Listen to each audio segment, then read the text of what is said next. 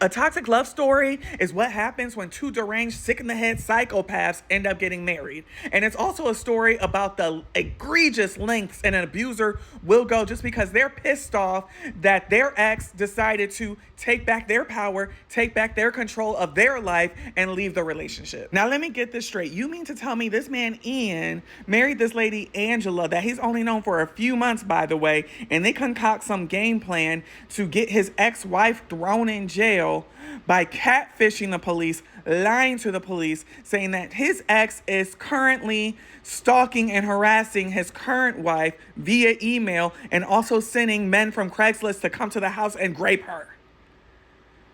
But it's not his ex-wife that's behind these emails. It's them two that are behind the emails because they want his ex thrown in jail for whatever reason. I'm thinking, for one, jealousy on the woman's part. On his part, he's just pissed off that he's no longer in control of her anymore. But mind you, this whole time, his current wife is lying to him about being pregnant with twins. And mind you, he's in the process of setting up his current wife to take the downfall for when they eventually get caught for lying to the police, falsifying police report, and having his ex-wife thrown in jail under false pretenses. And that Ian, he is one depraved, sick man. Like, yeah, Angela was wrong as hell, and she was lying about cancer, lying about being a lawyer, lying about the pregnancy, this, that, and the third. But I think she was just starved for attention and like being the victim just a little bit. But Ian, he was truly abusing every woman that he's with and lying and manipulating them. Got both his wives thrown in jail. And with his ex-wife, he was sexually coercing her through the entire relationship, forcing her pretty much to do acts that she was not comfortable with doing, stalking her, harassing her within the relationship and after the relationship was over.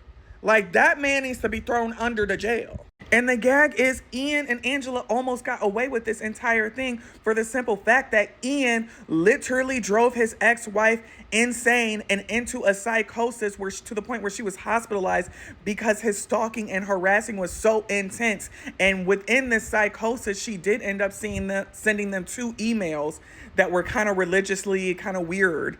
And from then, they were able to create this story just from those 2 emails.